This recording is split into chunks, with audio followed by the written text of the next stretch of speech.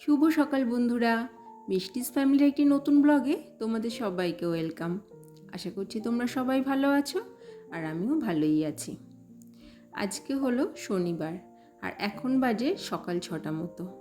আর এখন থেকেই আমার সব বন্ধুদের সাথে নিয়ে আজকের দিনের ব্লগটি শুরু করছি। তোমাদের সবাইকে আমার ব্লগের সঙ্গে থাকার জন্য অনুরোধ রইল। তোমরা আমার ব্লগটি পুরো দেখো, আশা করছি তোমাদের ভালো লাগবে। কাল রাত থেকে প্রচুর পরিমাণে বৃষ্টি হচ্ছে।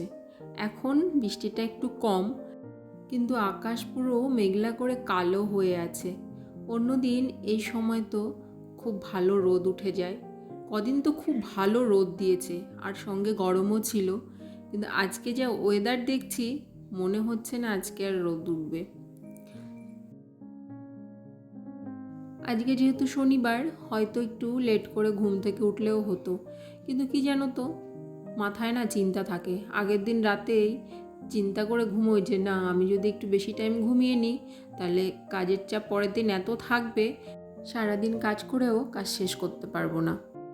তাই অ্যালার্ম দিয়ে রেখেছিলাম আর ঘুম থেকে ওই জন্য তাড়াতাড়ি উঠতে পেরেছি। আর যদি অ্যালার্মটা না দিতাম না, আমি হয়তো 7টা-8টা পর্যন্ত ঘুমিয়েই থাকতাম। ওই জন্য অ্যালার্ম আমি কখনো মিস করি না। যখনই ঘুমোতে যাই রাতে, ছেলের স্কুল থাকলেও তো অ্যালার্ম দিয়ে ঘুমোই, আর স্কুল না থাকলেও ফোনে অ্যালার্মটা দিয়ে তারপরেই ঘুমোই। কোনো কিছুই দেখবে একদিনে হয় না, দিনের পর দিন সেটা ফলো করতে করতে বা চেষ্টার মাধ্যমে আমাদের সেটা একটা ভালো অভ্যাসে পরিণত হয়ে যায়। আমি আমার বিয়ের পর থেকে তো সব কিছু এত সুন্দর করে ম্যানেজ করে গুছিয়ে করতেও পারতাম না, আর এতটা সকালে ঘুম থেকে উঠতে পারতাম না। কিন্তু দেখো, এখন চেষ্টা করতে করতে সেটা করতে পারছি, আর এখন অভ্যাসে পরিণত হয়ে গেছে। একটা মেয়ে থেকে গৃহিণী হয়ে ওঠা বা ঘোরতর সংসারী যেটা বলে, সেটা আমিও কিন্তু প্রথমে ছিলাম না। আমার ছেলে হওয়ার পর থেকে সেটা আমার যেন আরও বেশি করে হয়েছে। এই সংসারটা না যেন আমাকে আষ্টে পিষ্টে বেঁধে রেখেছে। প্রথম দিকে না এরকম ছিল না, তখন কাজ করতাম, হ্যাঁ হচ্ছে করছি, তারপরে সময়েরও একটা ঠিকঠাক ম্যানেজমেন্টের যে ব্যাপারটা সেটাও ছিল না। করতে হয় করছি, সুন্দর করে গুছিয়ে হোক বা না হোক করতে হবে, দরকার তাই করতে হচ্ছে, এরকম একটা ভাব ছিল আমার মধ্যে। কিন্তু এখন নিজের এত পরিবর্তন দেখে না নিজেই মাঝে মধ্যে অবাক হয়ে যাই। কিছু পরিবর্তন ভালো, আর আমি মনে করি আমার এই পরিবর্তনটা আমার জন্য খুবই ভালো আর আমার সংসারের জন্যও ভালো। সংসারটাকে ভালোবাসি বলেই এরকমভাবে নিজেকে সংসারের সঙ্গে পুরো জড়িয়ে ফেলতে পেরেছি, আর সব কিছু সুন্দর করে গুছিয়েও করতেও পারছি। আসলে যেখানে ভালোবাসা থাকে সেখানে সব কিছুই সম্ভব। সকালের দিকে যা কাজকর্মগুলো ছিল সেগুলো করে এখন কিচেনে চলে এসেছি। সকালের জন্য টিফিন বানিয়ে নিয়েছি, নুডলস। আজকে ছেলেকেও সেইগুলো খাওয়াইনি, ওকেও বললাম যে বাবু আজকে নুডলস বানাচ্ছি, তাও তো খুব খুশি হয়ে গেল। তা আমি, আমার ছেলে আর আমার শাশুড়ি মা তিনজনের জন্য নুডলসটা বানিয়েছিলাম। আমার শ্বশুরমশাই খুব একটা খান না, তো উনি রুটি খেয়েছেন, রুটিটা আমার শাশুড়ি মাই করেছিলেন, আর এটা আমি করে নিলাম আমাদের তিনজনের জন্য। টিফিন করার পরে 10-15 মিনিট মতো রেস্ট নিয়েছি, তারপরে আবার চলে এসেছি বেডরুমে ডাস্টিংয়ের কাজগুলো করব বলে। আমি সব সময় দুপুরের খাবার রেডি করার আগেই আমার যে ডাস্টিংয়ের বা ক্লিনিংয়ের কাজগুলো থাকে সেগুলো করি। কারণ রান্না করে আসার পর না আমার শরীরটা একদম সাথ দেয় না, আর ইচ্ছা করে না। তখন মনে হয় তাড়াতাড়ি করে স্নান করে ছেলেকে খাওয়ানো, আমার খাওয়া দাওয়া আর ওই সবের মধ্যেই চলে যায়, তো ওই জন্য সবসময় চেষ্টা করি দুপুরের খাবার রেডি করার আগে ডাস্টিংয়ের কাজগুলো করার।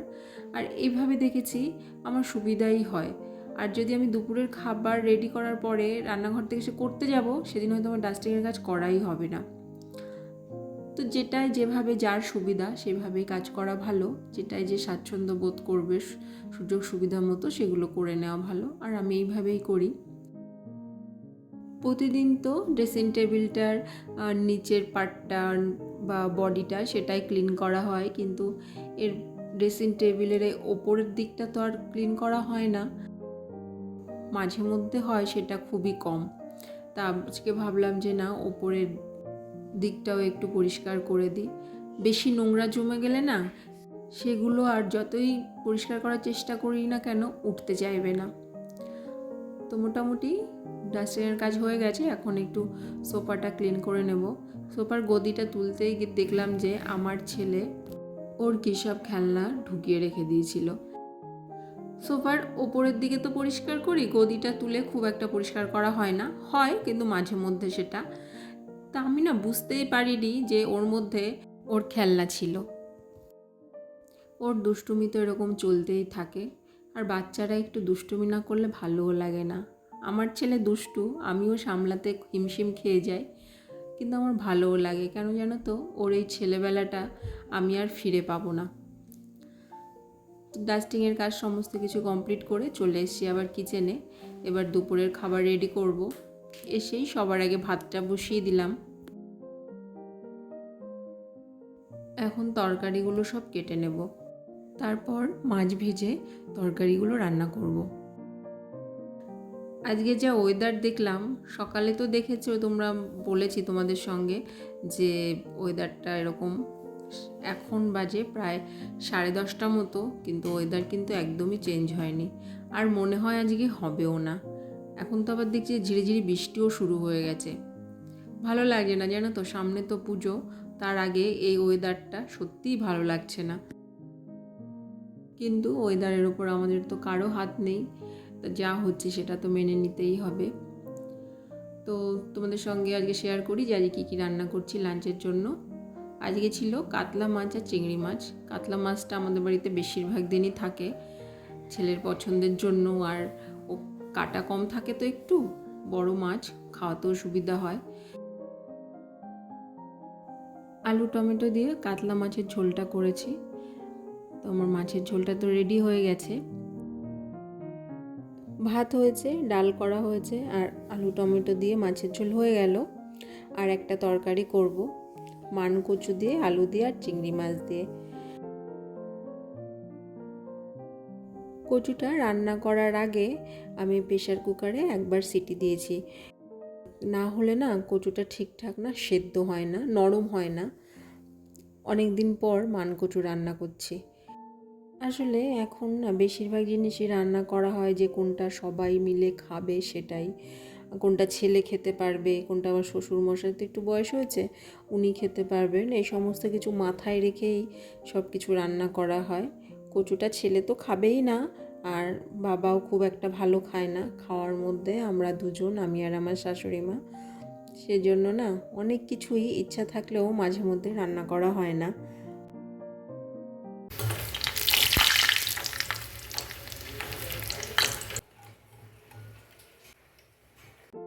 রান্নাবান্না তো মোটামুটি হয়ে গেছে, এখন কটা পাঁপড় ভেজে রাখছি।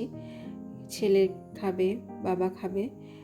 ছেলেকে মাছের ঝোল আর পাঁপড় ভাজা দিয়ে খাইয়ে দেবো, আর আমার শ্বশুরমশাই ডাল আছে বললাম তো, ডাল পাঁপড় ভাজা আর মাছের ঝোল দিলে আমার শ্বশুরমশাইয়ের খাওয়া হয়ে যাবে।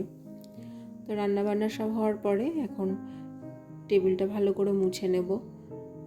আসলে রান্নার পরেও তো বলো রান্নাঘরে কত কাজ থাকে, রান্না করতে করতে ঘর তো অগোছালো হয়ই, রান্না করার পরে সেগুলো আবার গুছিয়ে টুচিয়ে সুন্দর করে ঠিকঠাক করে রাখা, এগুলো সবই করতে হয়। রান্না করেই যে রান্নাঘর থেকে বেরিয়ে আসবো সেটা তো কখনোই হয় না, তারপরেও প্রায় আধা ঘন্টা লেগে যায় সব কিছু ঠিকঠাক করে গুছিয়ে পরিষ্কার করে রাখতে। আমি দিনে 2বার নিয়ম করে এই গ্যাস ওভেন, তারপরে ওভেনের চারপাশে এই সমস্ত জায়গাগুলো পরিষ্কার করি, দুপুরের রান্নার পরে আর রাতের রান্নার পরে। কারণ এইসব জায়গায় তো তেল ছিটে গিয়ে প্রচুর পরিমাণে তেল চিটচিটে ভাব হয়ে যায়। তো প্রতিদিন নিয়ম করে 2বার পরিষ্কার করি বলে খুব একটা তেল চিটচিটে আমার এইসব রান্নাঘরের এই জায়গাগুলোতে হয় না। কোনো কিছু যদি সুন্দর করে গুছিয়ে কোনো কাজ পরিপাটিভাবে আমরা করতে শুরু করি, তারপরে দেখবে সেটা আমাদের অভ্যাসে পরিণত হয়ে যায়। একবার যদি দেখবে গুছিয়ে সব কিছু কাজ করা আমরা শুরু করি, তখন অগোছানো কোনো কিছু দেখতে আর ভালো লাগে না। আর আমি তো যতক্ষণ আমার এনার্জি থাকে ততক্ষণ আমি কাজ করতেই থাকি। ছেলেকে স্নান করিয়ে তারপরে দেখলাম যে বেসিনটা একটু নোংরা হয়েছে। সপ্তাহে একদিন করে তো বেসিনটা পরিষ্কার করি, তা বেশি হয় সেটা শনি রবিবারই, ছুটির দিনগুলো যেদিন থাকে। তা বেসিনটা পরিষ্কার করে তা কিছু কাচাকাচি ছিল, করে স্নান টান করে এসেছি। ছাদে আর জামা কাপড় মেলতে দিতে পারিনি, কেননা বৃষ্টি হচ্ছিল খুব। তারপর পুজো করে ছেলেকে খাইয়ে দাইয়ে আমিও খেয়ে রুমে চলে এসেছি। ছেলে এখন ঘুমিয়ে পড়েছে, আমিও ঘুমোবো, কিন্তু তার আগে ভাবলাম যে কিছু জামা কাপড় রয়েছে সেগুলো ভাঁজ করে নিই। বললাম না, কাজ সামনে থাকলে ওটা যতক্ষণ করতে না পারবো ততক্ষণ আমার যেন মনটা খুঁতখুত করতে থাকে। ওটা একটা ভালো অভ্যাস, আমি মনে করি আমার এটা ভালো অভ্যাস। তো চলো বন্ধুরা, আজকের মতো তোমাদের সঙ্গে ভিডিওটা আমি এই পর্যন্তই শেয়ার করলাম। তোমাদের সঙ্গে দেখা হবে নেক্সট ব্লগে। তোমরা সবাই ভালো থেকো, সুস্থ থেকো।